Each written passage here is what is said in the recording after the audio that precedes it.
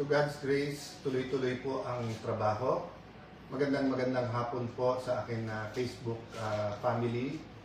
Kanina po, I expressed sentiments, narrated some facts, made some suggestions. Now I just want to make an update. Before that, someone told me, battle of narratives ang nangyayari. And may angal po ako doon. Because real lives is not about narratives. It's about the truth. Diba? Kung ang narrative mo, ito mga nagugutom, tulungan natin. Ito yung impeachment, dinidelay, wag nating payagan. Kaya nga po narrative may script. People are really suffering because of the high prices, hindi lang ng diesel, LPG, gas. Yung 7% inflation, yun po ay average, yun po ay isang basket at karamihan dun pagkain. But maraming hindi kasama dun sa indicators na yun ng basket ay sobrang tumataas ang presyo. Having said that, may kakulangan. Mataas na presyo, meron pang shortage doon po sa fertilizer. May parating pa na Super El Nino, and then eto naman tag-ulan, hindi pa naman naayos yung ating mga flood control. So I'm very concerned about the day-to-day life of each and every Filipino. That is why we're trying to put some order in terms of priority. So ulitin ko po hindi po magulo ang Senado. Look at our session since I took my oath. Lahat ng session very orderly, puno ng substance, at sumusunod kami. Yung panggugulo ay nangyayari before or after the session and was beyond our control. Meaning kami ay nagre-react. So kanina nilinaw ko na receive na ng Senado ang articles of impeachment. Ang tungkulin ko po ay sumulat sa House of Representatives. Ginawa po natin kaagad yon. Kahapon pinadala natin, Wednesday night, sa gitna ng kaguluhan, ni-receive.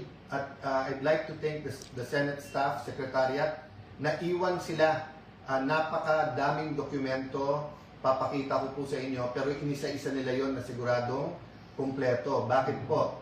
Hindi nila masacertify sa akin at hindi ko masesend sa House nang hindi ito natatapos. Kinonsulta ko lahat, pati sila, sabi, sir, huwag na natin tantanan, tapusin na natin ito tonight para bukas mapadala natin. So in the meantime, nang pinadala sa Senado, yung articles of impeachment po ay pinadala na sa lahat ng opisina. Makikita po natin dito ang pangalan ng mga senador, tapos yung receive ng staff nila at saka yung date and time. So 23 senators chose to receive it already. Ang natira na lang po ay office ni Secretary Risa na... Senator, anong sabi? Secretary. Sorry, I was on my mind kasi yung... Sergeant at Arms at Senate Secretariat, no? Again, salamat sa inyo. But the Secretariat, ipapadala to sa Vice President para sagutin niya. So ito po ang sulat ko po sa lahat ng mga senador na marireceive po nila.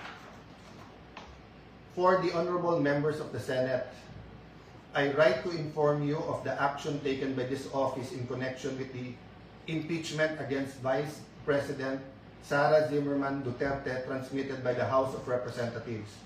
The Senate received the resolution of the House of Representatives setting forth the said articles of impeachment together with annexes thereto on May 13, 2026. On 13 May 2026, pursuant to Rule 1 of the Senate Rules of Procedure on Impeachment Trials and consistent with its mandate under Article 11, Section 3 of the Constitution, the Senate has taken proper order of the impeachment and shall immediately proceed to its consideration. This office has accordingly communicated the Senate action to the House of Representatives through a letter addressed to the Speaker of the House of Representatives dated 14 May 2026, which they received on that date. By the way po, nakausap ko rin po si Speaker sa phone noong May 13 at binanggit ko po na we will be replying at natanggap na po. Yes, kasi papunta or nandun na yung taga-House of Representatives. In view of the foregoing, the Senate shall convene as an impeachment court on May 18 on 18 May 2026 at 3 p.m. in accordance with the applicable rules and procedure. You are hereby requested to be present at the session hall on the said date and time in observance of the solemnity of the proceedings and pursuant to the Senate Rules of Procedure Impeachment Trial. All senator judges are enjoined to wear their robes upon the convening of the impeachment court. Your presence and cooperation are essential to the properly orderly conduct of these proceedings. Yan po. So advice ko po sa mga minority senators kung pwede pong whether may group chat or meeting na po kayo, nag-meeting na po kami ng majority, mag-meeting po kami ulit. At so far, we're all in agreement na the rules that were good for the past impeachments are good for Monday. So hindi nyo ma-expect ang delay on our part. So outside the Senate, kung sino man ang nagpapakana ng narrative na kaya nagpalit ng leadership para i-delay yung impeachment, it is absolutely not true. Lawyers are officers of the court. I believe in the honor, in yung pinaghirapan ng bawat isang abogado, yung pagmamahal sa Diyos, sa bayan, sa konstitusyon. So I am again asking yung mga law deans, mga bata po nakatingin sa inyo. You took the extraordinary step of not even asking, not even communicating, walang due process. Pinagbintangan nyo po kami na yung change in leadership is denying due course or will delay the impeachment proceedings. So siguro naman po, with all humility, kaya nga kumpanyero tawag natin, kumpanyera. So sa korte, pag may nagkamali at sinabi, pasensya na kumpanyero, pasensya na kumpanyera, so tumimbre man lang kayo, hindi man lang kayo tumimbre, ngayon opportunity nyo to have a joint circular then or joint statement saying that we apologize to the honorable senators of the new majority kasi nakikita namin ngayon that nag-move ng tama. By the way, Lodins, yung ilan sa inyo criticize sa amin. Hindi ba sunod-sunod po na pinatunayan sa Supreme Court na tama po kami? Hindi ba bawat galaw in the past na umabot sa Supreme Court at hindi ba sa law school deans kayo mismo ang nagtuturo na kapag ka Supreme Court na nagsabi, yan ang batas. At hindi ba po may kasabihan po, no? Matagal na po to. Hanapin ko po yung quote talaga, no? Na nagsasabing, we should be a nation of laws, not of men. So ano po ibig sabihin nito? Na kahit ano pong lakas, kahit anong kapangyarihan ng isang lalaki o babae o man or woman, ang batas ang nasusunod. So kung nag-a-argue tayong lahat, tapos may desisyon na ang Supreme Court, kayo pa rin ang tama, yun po ba ituturo natin sa mga law students? So ngayon po, na sinabing agad-agad, sinabi pong forthwith, sinabing no delays, nasa lounge po ako at kinuha ko opinion, pati ng mga kasama sa minority.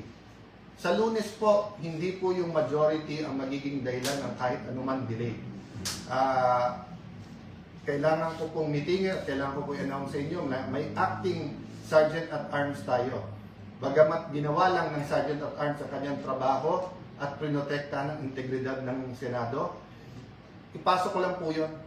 Kayo po, pag may pinagsabihan na kayong isang grupo, huwag na kayong lumapit sa bahay namin. Nagkokos kayo ng tension. At sinabi ng grupo na yun na armado, sige sir, hindi na kami lalapit dyan. Tapos nakita mo, umaligid sa bahay mo. May dalang mahahabang armas. Lumabas yung security guard at sinabing, boss, umalis na kayo. Hindi pa rin umalis. Hindi mo naman matawag ang pulis. Dahil nandun na sa pulis sa labas na ilang libo. May pulis ka naman sa loob. May marines din sa loob. At pagkatapos, nung nag-warning shot ka, bumaril pa punta naman sa inyo. Anong gagawin nyo sa bahay nyo? Hihintayin nyo na lusubin kayo at i-overwhelm kayo ng mga may armas? Or you will defend yourself? So, I am really concerned about Monday. Because this week, nakita po natin, simula sa pagpasok ng mga NBI sa Senado noong Monday, hanggang sa ginawa noong Wednesday night. At ano ang sinabi ng aming mga kasamahan ng senador? Disgusted daw sila sa nangyari. Wala man pong outrage. Wala man pong pagkakaisa. Dati po, madapa lang po isang senador, lahat po concerned na eh. Dati po may threat lang po sa sasakyan ng senador o dun sa loob ng session hall, may konting gulo lang, nagkakaisa. Pero ito po, sa buong pangyayari, wala man nangamusta kami sa amin kung buhay pa kami, kung ano nangyayari sa amin. And then pagkatapos, napakabilis nung narrative na drama ito. Napakagaling naman po namin magdrama na yung NBI nahila namin at naisama namin doon. Ito po ang isang matrix ng Estrada at Corona impeachment. So my staff is here. We're going through it one by one. We're looking at the possible calendars to propose, not only to the majority, minority, to all members. What do we mean by calendar? We can have hearings Monday to Friday. We can have hearings Monday to Thursday. We can have hearings Monday to Wednesday. We can do it half day. We can do it full day. We can have a pre-trial. Pwedeng walang pre-trial. Normally, or let me put, if it's normal times, meaning walang economic crisis, walang Iran, Israel, US na kaguluhan na nakakakos ng problema sa ekonomiya, I would suggest na itodo na natin 90% of our time matapos yung impeachment. Pero nakita nyo po yung past impeachments, kahit one article of impeachment lang, 3-4 na buwan ang inaabot. So I'm really concerned about how we can have the eyes on the ball. Yes, we will have to multitask, that is our duty, and we will do that. But how much time do we spend every day on each task is very important. And it's getting harder because of certain people who want to sabotage the impeachment process because of their narrative or because of 2028.